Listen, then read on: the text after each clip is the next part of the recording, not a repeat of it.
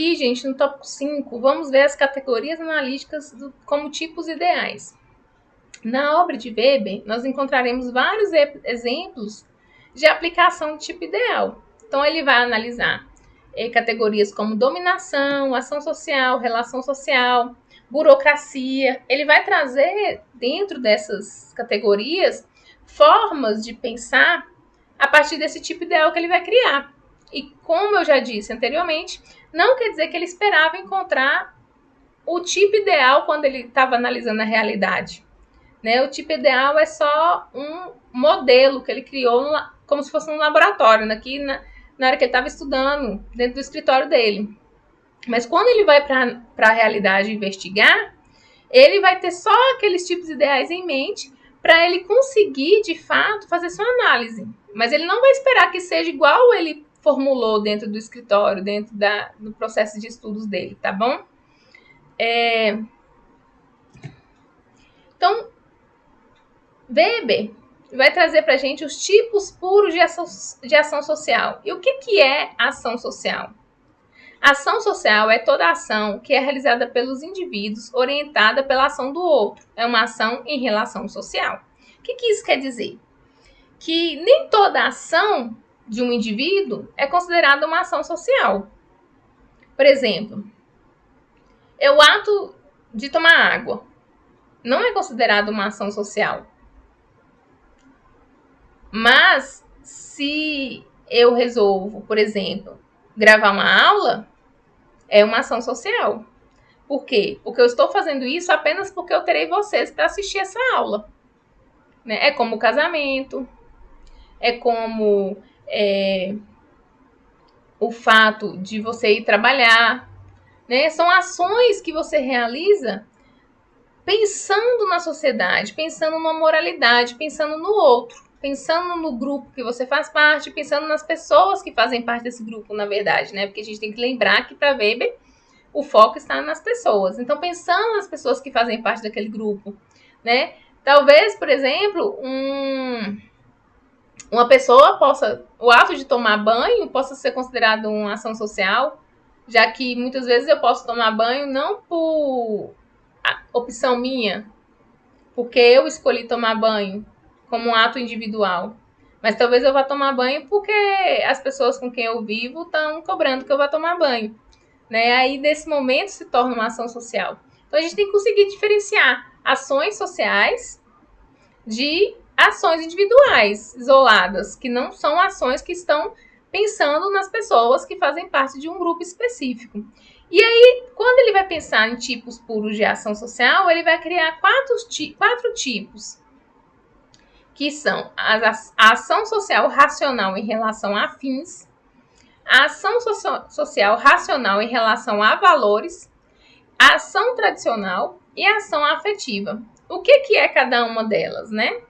Então, vamos pensar aqui agora a ação racional em relação a fins. Então, para ele, a ação é motivada por um objetivo específico, essa ação aqui.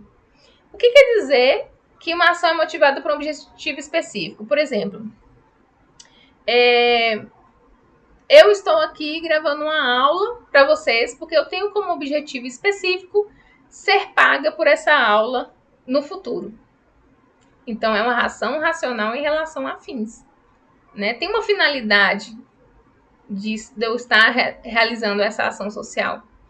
Né? Porque eu tenho um objetivo final para cumprir. Faz parte do meu trabalho. Então, quando eu realizo um trabalho, eu realizo pensando em ser recompensada financeiramente por ele.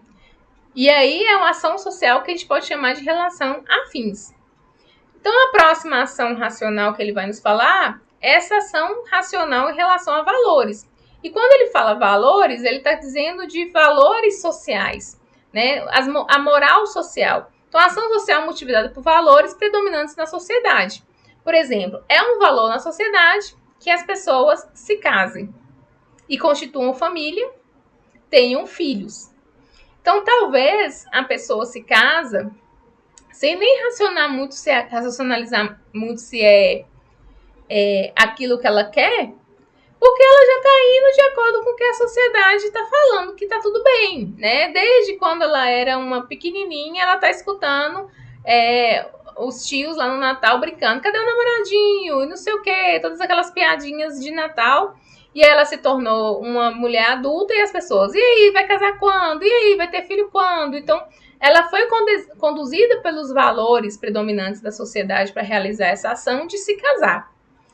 Já a ação tradicional é a ação que é condicionada por hábitos e costumes do grupo. Então, por exemplo, a gente pode dizer que quando a gente chega na casa do avô da gente ou da avó e pede a bênção, é uma ação social tradicional.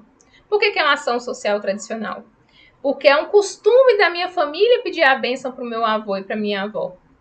Né? É um hábito. Né? Então eu não consigo nem chegar na casa do meu avô e não pedir a bênção. Se eu chegar lá e acontecer alguma coisa, eu vou ficar caçando um jeito de ir pedir a bênção para minha avó. Né? Porque é um hábito, é uma coisa que faz parte de mim. É quase automático por ser um hábito da minha família fazer isso. Né? Então nós temos vários hábitos que são parte de uma ação social tradicional. E existe também uma ação social afetiva.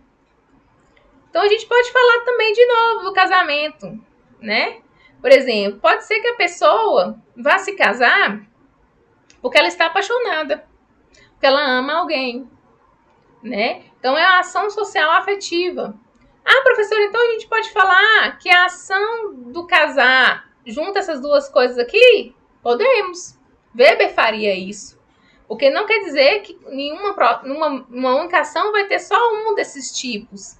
Né? Pode ser que o casamento de Joana com o Frederico junte essas duas ações, né? A afetiva e a racional com relação aos valores. Pode ser que para eles é algo que não dá para não fazer, né? Eles têm que se casar, o certo é se casar, mas eles também estão apaixonados, então eles estão motivados também pelos sentimentos que eles têm um pelo outro.